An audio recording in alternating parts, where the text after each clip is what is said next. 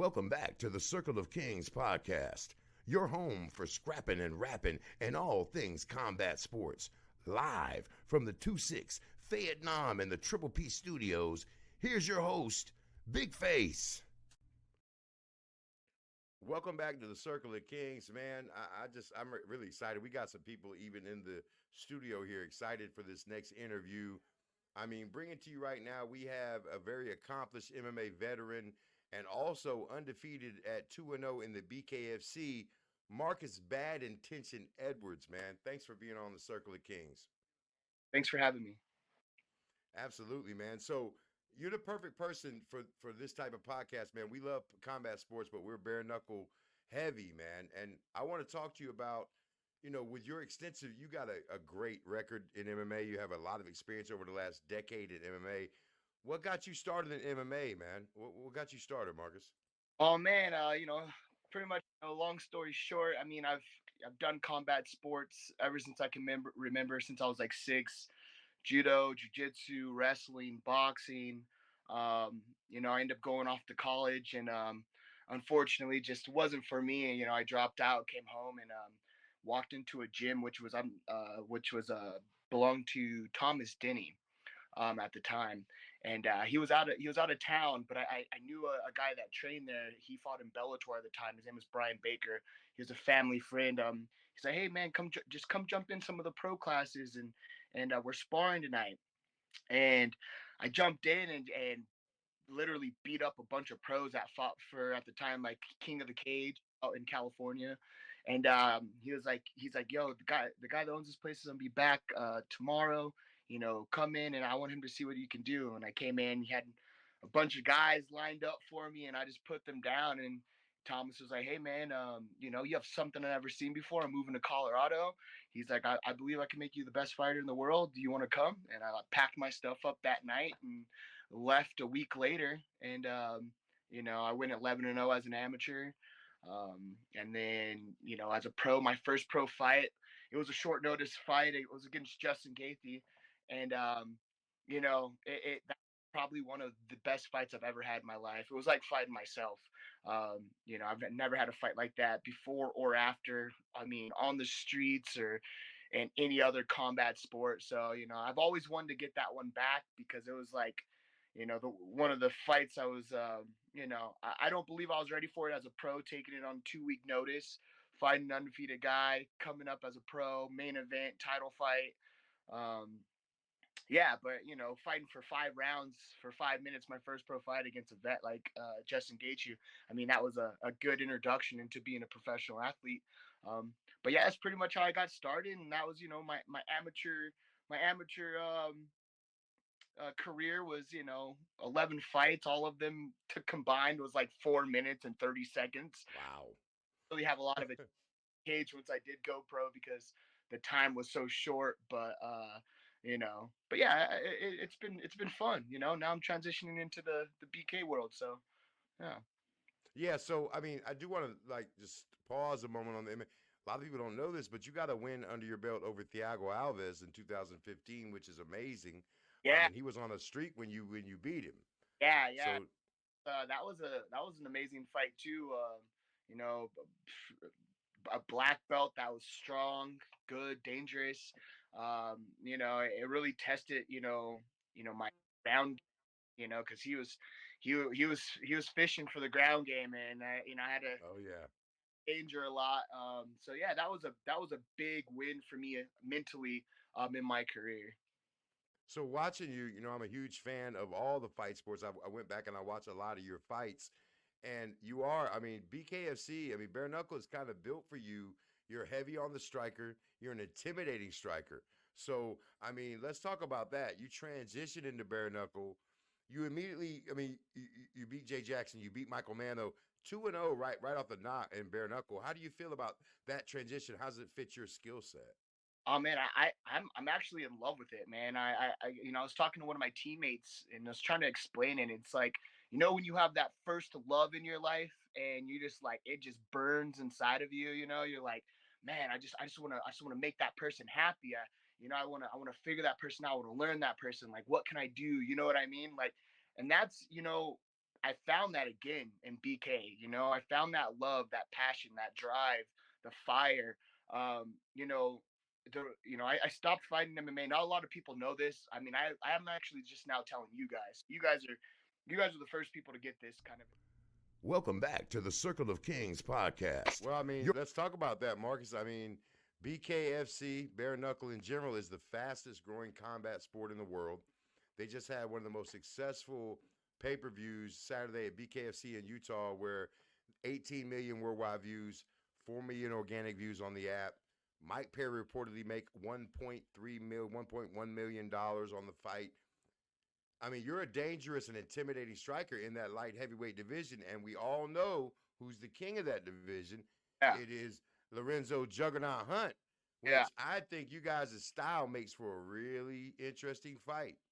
yeah. Well, actually, I fight at 175. He's one Oh, and then two, so it's Mike Perry. Mike, okay. So it is Platinum P. So Platinum P is on the agenda. I watched a few of his interviews, and he's saying his fights he has to have somebody that has the fan base. Right, right. Yeah, and you have you have a robust social media following yourself. Yeah, which he makes a lot of sense. For him, he's coming from the UFC, coming in, going on a tear, just putting on show after show after show. I mean, if I was him, yeah, I'm not fighting nobody. Let's just put money in my pockets at this point. I've done the work. So man, like I'm trying to go on a tear, man. That's the fight I want. So I didn't mean to step on you, but I will say BKFC had you listed as a light heavy. Mm. So you're not fighting a light heavy in BKFC? Oh no, no, no, no, no, no. I'm not. Okay, that's good. I wanted that. Yeah, I wanted to clarify that. So let me ask you this, Marcus. Huh? I mean, what's in the future for you? Do you have a fight on the horizon, or is there anybody in particular you feel like you match up well that you want to see in the squared circle? Oh yeah, man. Not so. Just like a little bit of rewind. I'm coming off of injuries, so I broke my hand my last fight, fourth strike into the first round, Wow. and so afterwards they put pins. I got pins in my hand.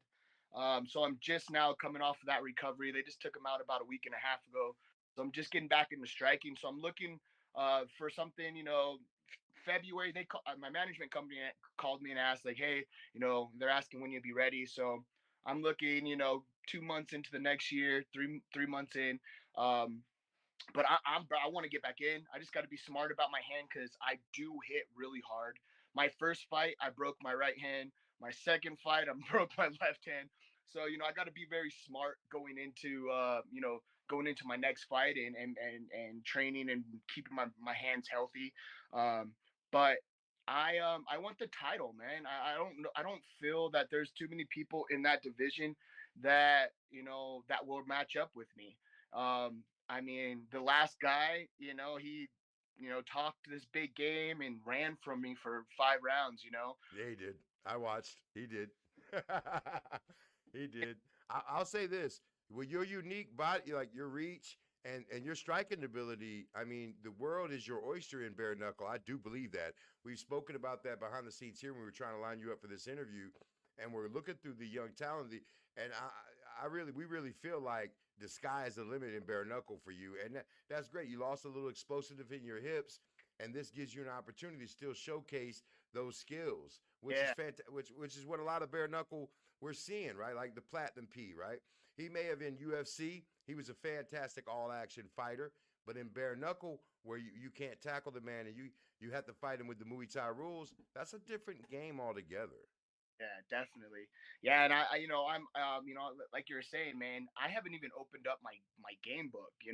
I haven't even opened up. Like a lot of people haven't got to see my striking. I really wanted to open up that last fight, but I was dealing with a lot of head mental stuff. Like my left hand was broken. I didn't really want to hit. You can't tell in the fight. It's crazy. I look back and It looked like you were smashing him as hard as you could to me. back of the fight, and I'm like, dude, it doesn't even look like I'm in pain right now. It doesn't even look like there's like nothing going on. I was like, well, that's good. Like if I'm able to poker face and fight and get through that and it be fine, that's crazy. But my last fight, I was really playing it safe. A lot of people are like, what was going on? Why you got him on the ropes? You didn't go for that finish like you usually do. You didn't, try to fin. And I was like, man, I was nervous to hit him hard. because the last time I broke my hand, I kept swinging it and ended up destroying, my bone. So, I was trying to be smart. I almost elbowed him a couple times, to be honest. But yeah, having to open up the game book, the playbook, and I'm excited. I can be a bully. I can play the footwork game. I can play the counter. And I believe I displayed both those kind of styles. With my first fight, just coming forward and being in his face, and then the second fight, I kind of moved around a lot more, kind of picked my shots. I wasn't putting my hands together as much as I wanted to with combinations, just for the mental case of what I was kind of going through. But man, I haven't even got to show the world what my handwork and my footwork is capable of. So I'm excited, man. I'm excited to get in there again and actually like have some fun, put on a show, be exciting. I'm dangerous. I'm powerful. I'm strong. I'm quick. I have the reach. I have the body type. I'm a So okay, so hang on, bad intentions. So yeah, absolutely, I agree. Who you want to see? Who do you want to see? If you could pick, if it was you making the matchmaking, when you're ready, healthy, 2 months after the new year, who would you want to see in the squared circle? yeah. Oh, you know what? I want that title, man. Yeah, yeah, yeah. He's like they call him like the country boy or something. Uh, I don't know. I don't really know, but I'm not gonna give him too much publicity. But I want Are you his talking about you talking about Redneck Mundell? yes. I want the redneck man. I A believe friend of the show. Shout out to Redneck Mundell.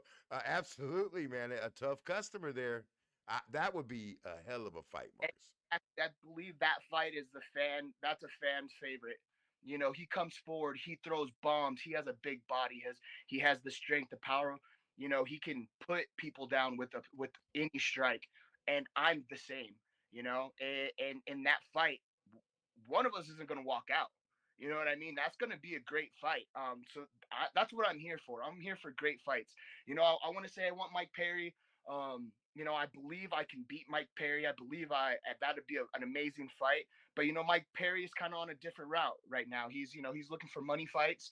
Um, and Well, I mean, you look at his trajectory and where he's went in his career, where he's at in his career. I mean, you can understand he wants some super fights, but yeah, at some point, he's going to have to face the baboon palominos. I mean, you can't avoid them forever. I understand, and it's in the best interest of BKFC to make the biggest fights they can.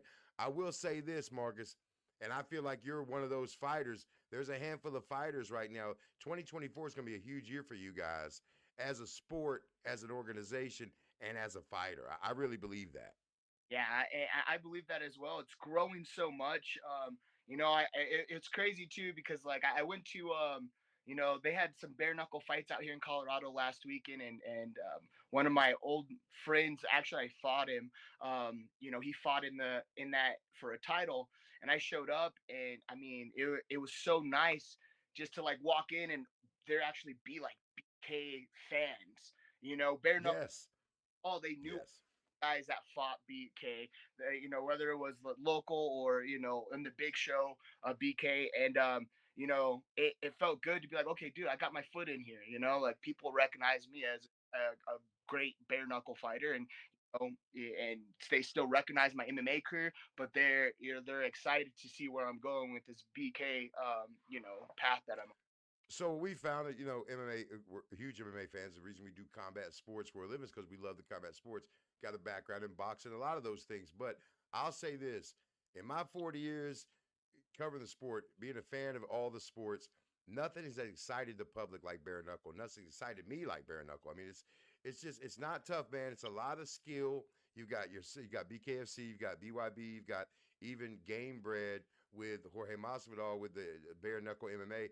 It quickens the pace, and BKFC has weathered the storm. They went through. You got a great ownership there with Feldman. I mean, he knows the business. It's a fighter first organization. It feels like, and when you go to these live shows, it's unbelievable. I mean, it's unbelievable. Yes, I will contest to that. BK came out here, I want to say it was 2 years ago now, December, for their very first fight, and I wasn't able to be on the card, but I went, and when I went and watched the crowd, that's when I was like, this is where I want to be.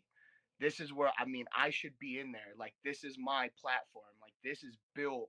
for the person that I am, the athlete that I am, the mindset that I am. And after that, I talked to my coach and was like, yeah, that's the route. That's the route that I want to go on. And I feel that I'm going to have the most fun and be the most successful here. You are definitely, your skill set is definitely like, I watched all your old fights and watching you. I mean, your ground game's great. You definitely have a ground game, but man, are you built for this bare knuckle? I don't really feel like there's a lot of people at your weight class that are going to be able to stand up to your kind of striking. We luckily are a friend of Chris Lytle of the show.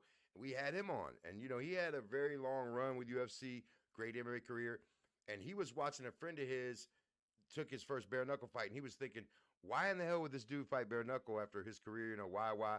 In the first round he watched, he said, I have to fight bare knuckle. Yeah. I mean, it's just, it's something for and you are, the strikers especially, it's your time to shine, man. Yeah, I believe, like, this is for the actual fighters, like not the athlete.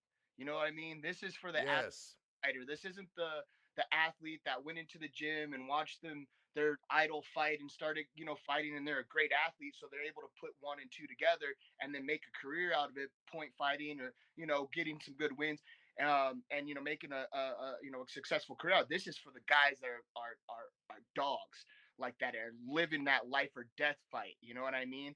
And that happened with the Mike Perry fight with Yes, it definitely did. Because you seen Perry, man. I mean, he got mashed up. I mean, he took a hell of a beating. But the bottom line is this: even though I thought, watching it, maybe he's down 2 rounds to none. But then you get your orbital bone smashed in, and the doctor stops it. I mean, that's what I'm saying, and that's why that's the big game changer in BK is, anything can happen in any moment, just like any sport. But more or less for BK, if you're not that dog and you get into that third and fourth round and you're taking those strikes, there's no padding, there's no glove. You know what I mean? I know you've been there. I saw you at the last one out here, and yeah, I think you're wearing that yellow jacket. My man, yeah, okay, yeah, I did see you down in Columbia. Yeah, that's dope. Yeah, I saw you on my walkout. I was like, hey, I noticed you. Yeah, so yeah, it's for the dogs, man, and not a lot of guys can take that damage, and not a lot of people see. I have a chin, man. Not a lot of people have seen this. Hey, look, I saw you in person. I went back and did a deep dive, which I do my homework, man. I mean, there ain't no question you're a monster in this, man. I mean, you are set up perfectly for this game, man. This is your game right here. Yeah, I'm excited. I'm hoping BK, they sit down and realize what kind of animal they have in their on their roster, and start giving me the fights that are gonna bring in the crowd, man. Because I'm ready for some wars. I actually got my very first black eye, my first BK fight. I've rarely been hit in my face in MMA. If you look at all my fights, I've never walked out with a cut, a scratch, a black eye, a bloody nose, nothing. My head's always on a swivel and I'm always moving. So, that is gonna show with the BK as well. You see these guys coming out, they're all beat up. I mean, I don't believe that's me. Even the winner. I mean, listen. I mean, you're gonna take some punishment when. Mark my words now. We can. You look pretty clean when I seen you after you whipped them first two dudes' ass. I'll tell you that. Hey, we're gonna. I want war fights, but I've been saying this for the longest time, but I've yet to get into like that war where I'm just like beat up. Like I've never had a fight like that in my life. Whether it's been on the street competitions, I've never just been, get, beat up, like you've been hit, at the gym. I'm always letting guys hit me and they get so frustrated. They're like, what the fuck, dude? Like, why? I'm like, you guys don't get it. Like, like I got a big neck. Like, you don't even see it. Right. That's what's up. I mean, hey, I got 18.5-inch neck and you can't knock me out without a cinder block. Right. Yeah. So, you know what I mean? I like to be, and I like to get hit. And, sometimes it just wakes you up and puts you in that zone. So yeah, I mean, I want those fights. I want it. And I hope BK sees it and they start making, some big moves with me and give me those fights. That's going to give it to the crowd. The crowd's going to love that. I believe. Yeah, you definitely got a crowd pleasing style. No doubt about that. And Redneck, man, I believe him and I will put on an amazing fight. It's one of those fights that's like, it can end quick or it can go the distance. But either way, no one's going to want to blink. No one's want to get up and go get a beer. No one's going to turn to their buddy and have a conversation. Everybody's going to be paying attention because every hit's going to be devastating. Every movement's going to be a beautiful choreography in there. So it's, it's the fight that I want. And I've been talking to the redneck guy on, on Instagram every so often, post stuff. His last fight, I let him know that was trash. Like, it was a trash shit fight. Here we go. Here we go. That guy there, man, it was trash. They need to be giving him, the fights, and I believe I should be one of his next fights. Yeah. So I agree. We would love to see that fight. I mean, me and the man nobody ever sees behind the scenes, P, that runs all my stuff, man, my engineer extraordinaire. We watched that fight. I mean, Redneck made a statement with that fight. But I don't know, man. Your style definitely, I feel like would be a great matchup between you two, for real. Nobody could frown on that matchup. And shout out to Nelson Lopez Jr. Shout out to my little brother Chasse, my man. Shout out to y'all. Hey, if y'all listen, of course you are, BKFC. You hear the man. He wants Redneck Mundell, or as he said, the country boy, whatever y'all want to call him. I'm from California, but I live a little bit more in the country of California, so I'm used to the country boys. You know what I mean? Okay. It brings me back to my roots. When I would wrestle, the country boys, they're extra strong. You know what I mean? So yeah, they got a country strength. For the country strength. But so take me back to my roots. He reminds me of his style of fighting, his size. It just feels comfortable. Like that's the fight that I want. Well, I mean, that'd definitely be a fight that would attract a lot of eyeballs, man. Okay, so Marcus Bad Intention Edwards, man, from Circle of Kings, we want to thank you for being on the show, man. We are huge fans of yours. We'll be following your career very closely going forward, and we hope when you get to announce your next fight, we can have you on the show and you give us a little inside information on that, man. As soon as I find out what the next move is, I'll shoot you a message. My guy. Hey, everybody give it up. Marcus Bad Intention Edwards, man. Thank you so much, man. Definitely in the Circle of Kings. You the king. Yes, sir. My guy. So there you have it. Circle of Kings audience, man. A fantastic conversation there with Marcus Bad Intention Edwards, a rising star. And as they said, they listed him as a light heavy, but no, he's not. He's down there with Mike Platinum P. He wants the Redneck Mundell fight, the championship fight. A lot of guys are angling for Redneck Mundell. And, I mean, personally, that would be a great fight to see. Stay tuned with us. We got a lot more coming tonight on the Circle of Kings, man. Scrapping and rapping, baby. That's what we do. Edwards is not that stupid.